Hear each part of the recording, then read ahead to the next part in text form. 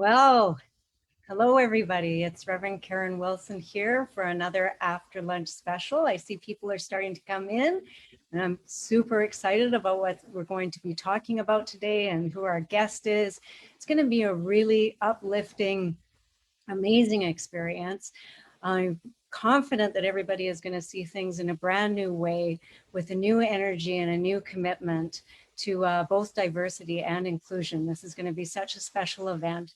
And I feel so honored and blessed to be doing this. So I can see people coming in and hi to everybody. I'm so grateful that you're here joining us. This is really going to be quite special. And this is a wonderful day and a new day. And we're starting to wrap up our summer series, which has been really well supported and watched by so many people. And I know that the Science of Mind magazine is reaching out to ever greater communities and individuals all over the world. It's such a well-supported magazine, and we're really blessed to be able to offer this special treat to all of you and to really put faces on so many of the words and writings that you've been listening to or appreciating through technology, whether you get it digitally or arriving in the mail. I know that it's a wonderful magazine and has been coming up on a century. So obviously a very vital resource for all of us. So today our special guest is Tracy Brown. And I had the opportunity to meet her and interact with her quite a bit over the last several months. And she is a diversity and inclusion educator. She's the founder and president of Intentional Inclusion. She's also familiar to many of our readers for her work with Centers for Spiritual Living, where she recently completed 7+ years of service as chair of the Leadership Council. She's always in service to the greater good. Tracy spent her life working passionately, training and teaching others about diversity and how to activate inclusion. Through her company, Intentional Inclusion, she's trained more than 450,000 people over the last 20+ years. And in 2015, she stepped onto the big stage with a TEDx talk about her new mission, What's Mine to Do, which was launched in response to the Charleston Church Massacre in 2015. The question was vital then, and it continues to be so today. So thank you so much for taking the time to be with us today, Tracy. Very happy to see you here. So let's just start where we are, which is the current climate. What are you hearing most about from people that you work with right now in the climate that we are in? You know, it's almost predictable, but still a little surprising that there are hundreds of thousands of people who are waking up, who are saying, wow, I never really realized there was so much going on that I was blind to. And now I'm opening my eyes and seeing that racism is systemic and it needs to stop. And the other thing that I'm hearing so much is, people saying, I want to get involved. I want to be a part of the change, but I don't know what to do. Yeah, yeah. So what do you tell them? What do you tell them? Well, I have to contain myself because I want to run down a whole list of, 40 things you can do. And so I try to at least engage enough to see what kinds of things are important to that person or that group, and then give 2 or 3 examples. But the thing that I consistently tell people is there is always something you can do, you personally. There is always something you can do. And you don't have to be the celebrity, the politician, the person on the big stage to make a positive difference. And that's what then connects people to this theme of, what is mine to do, especially to interrupt or end race-based hatred and violence. But I will add, that's true whether you are focusing your action on ending racism or whether you are looking at some other aspect of diversity and you want to make the world a better place, individual action is key. And that can be really stressful for people. I sometimes it's easy to sort of put things out there and expect other people to do the heavy lifting. But to say, okay, I'm actually going to try and take some action here. Um, I wonder if that isn't maybe the very first block that people come up against. I think in our society and in the late 20th century and the early 21st century, there are a couple of things that have happened. One, so many people have in their mind and in their mindset, well, we passed civil rights legislation in the 1960s. All of that was taken care of. And so there's really, nothing that I need to do. So they either make the people who are targets of discrimination, it's their fault because they should be able to work themselves out of that. Or they look at themselves and say, me personally, I don't feel like I discriminate against people or treat people badly. Either way, what happens is there's a separation from the issue and there is a lack of ownership. And so what's been happening this year in 2020, as it relates to the impact of COVID-19 and the pandemic, or as it relates to the many incidences of race-based hatred and violence, people are beginning to see, oh, this really is bigger than an individual person. And we have a system that needs to be changed. We have all kinds of structures, policies, practices that need to be changed. And I can help make that. I can be a positive difference. Right. So what are some of the tools that you've used to get people engaged in some of these simple ways?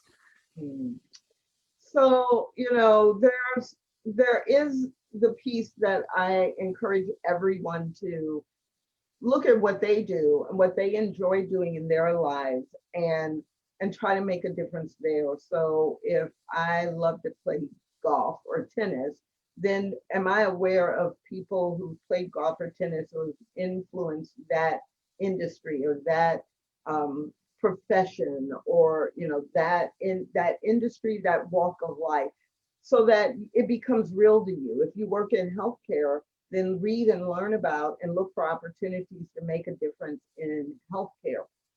But the one thing that I've been doing lately that has been having some amazing results, even beyond what I expected, is I've been doing this 5-day challenge called Break the Silence.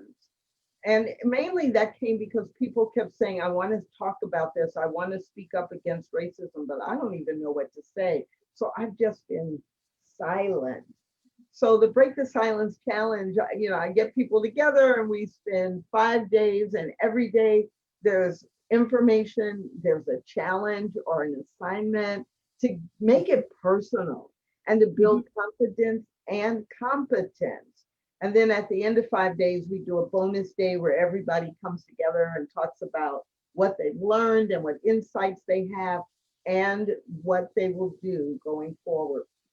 And I've had people from as far away as Australia and Japan and Germany participating with people all over North America. Wow. And it has been amazing, which is a word I try not to overuse, but it's been amazing to hear people say, oh, now I feel like I know how to interrupt when people say or do something that's inappropriate.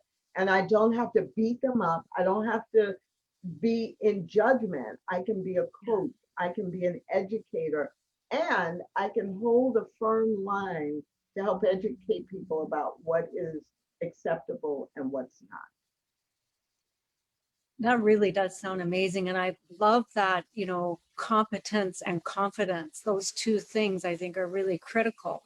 Can you give me like one sort of illustration, a little example of where you help somebody do that, maybe a scenario of some kind so people can get their head around what that looks like? sure, as my brain is trying to give me 15 different examples all at the same time. So one of the examples that comes to mind is someone who was really afraid that to speak up would ruin her relationships with her family. And that's one of the biggest fears. Like, we're afraid we're going to offend someone, and then they're going to yell at us, or they're going to be mad at us, or they're not going to include us anymore. And as a result of some of the things that we talked about in the challenge, she found a place where she could set a boundary that was about using the N-word or racial slurs in her presence, and realized she didn't have to tell this person, you're a racist and you're bad and I hate you and I'll never speak to you again if you use that word. She just had to set the boundary and watch as that was received. Even though they, gave her a little flack, she felt confident, and she noticed that the behavior changed in her presence. And that probably means that they were still using racial slurs around other people who said it was acceptable, but at least they demonstrated that they could change their behavior. And they probably make that same adaptation around people they don't know very well. And she is not exposed to it. So she's interrupted the process. She's educated. She now feels comfortable because not only that one person, but other people at their last family gathering made sure that they respected her. And then that gave her confidence to also bring that up at school and at other places. That's a fantastic example, I think, and probably something that happens at, I think about Christmas and Thanksgiving dinner tables and all those times. And many people could just setting that boundary. Well, and one other really quick example to remind you is actually right now we're on the last day of the current challenge group that I'm working with. And just last night, one of the people in the group said, I feel so much more confident because I was afraid to speak up before because I thought I had to know everything. I had to be able to respond to any question or any challenge, and that I needed to change the world, and I needed to do it if I had one conversation with someone. And in the 5 days of the challenge, what they realized is, one, I'm learning. Two, I only need to be able to talk to the people who I have relationships with, at least at first. Three, I don't have to know everything. I can say, based on what I've read, here's what I know, or here's what I believe right now. And four, racism didn't build itself to where it is in one conversation. Why would you think you could resolve it in one conversation? So they said, now I see it's a series of conversations, and there are times to be really firm, but it's about building a relationship with the people I already know or come into contact with. That makes sense. So you also have this other organization called Stained Glass. Stained Glass. Sorry, I'm missing a piece of it. Spirit.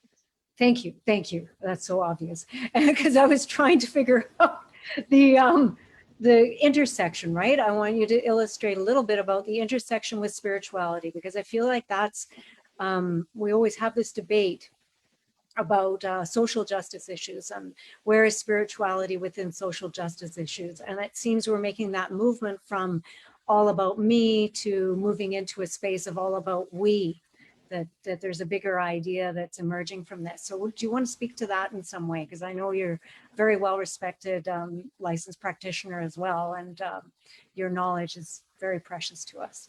Oh, thank you. So when I started my business in 1991, oh my goodness, that's a long time ago.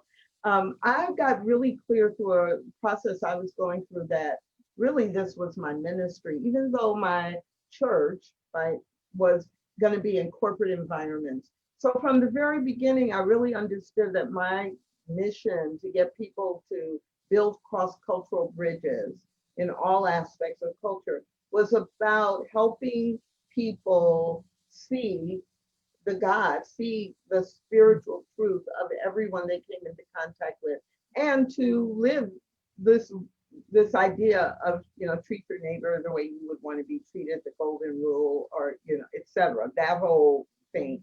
And I was clear I could never say the word God as I was doing it because I was working primarily in corporate settings or professional associations. So I've always had this idea that really diversity is not a mistake.